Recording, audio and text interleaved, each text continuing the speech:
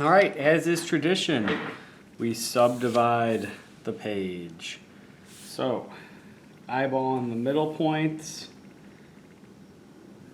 This first line is the one. It's so funny because when I go to edit these videos, the frame that the computer puts on is like absolutely perfect.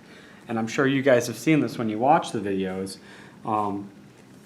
It's like you can see my mistakes become really evident. I think my lines are getting a lot better because I have to like see my mistakes. So there we go. We're just going to do 4 sections. 1, 2, 3, 4, or 1, 2, 3, 4. However you want to count them out. But I have a few warm-ups and then a big drawing that we're going to make using a reference. So warm-up 1. Let's put this in. There we go. Is we are going to draw a 2-point composition with boxes. So the simplest 2-point form. All right. Every 2-point composition starts with a horizon line, and I want to get my horizon line as close to the bottom plane. Like so, this line right here defines the bottom of my picture plane, and I want to get this line as close to parallel as possible.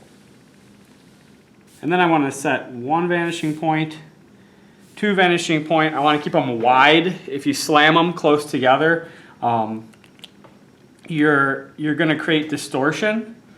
If you want to try that, you can. If you ever have a drawing that doesn't look right, even though all your lines are straight, your rays are hitting, and your vertical lines are true, it's probably because it has distortion. If that ever comes up, send me a snap of it. I'd love to look at it, and I'd love to show you why it isn't working, because the deal is if that's happening, you are not the problem. You're probably working harder than you need to. So I am going to start to draw boxes, and I'm not going to make them too tall, but a few might be floating in the sky. And again, this is like early in a drawing, you might have to, let some mistakes slide like I just did there.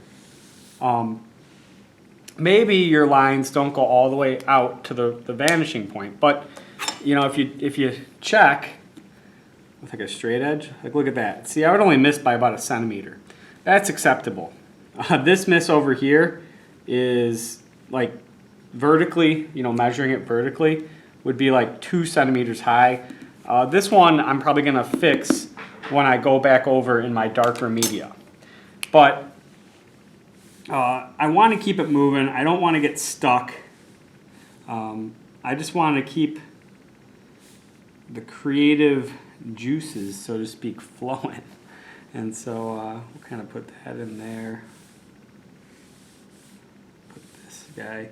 What I'm doing is I'm splitting the difference between the horizon line and this ray here. So we've got 1 line and then 1 line, these 2 angles.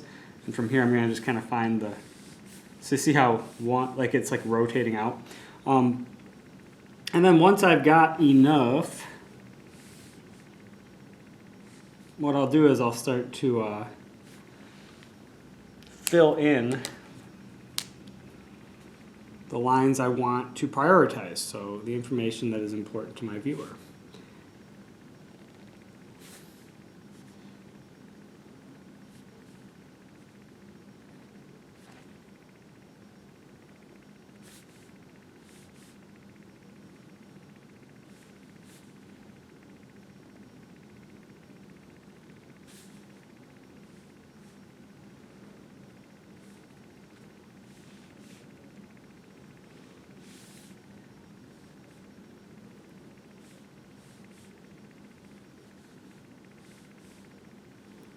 All right, so there's my first box. I'm just about to hit the 5-minute mark on recording, so I am actually I'm gonna stop talking and I'm gonna time lapse. I'm gonna speed this up, and I'm gonna draw 5 more boxes in this space And I'm going to try to get them to kind of relate to each other in a way that it makes one composition. So earlier in the week, we were drawing multiple boxes. We're still drawing multiple boxes, but we're trying to think more compositionally. So we'll see how it goes. I might get it, I might not.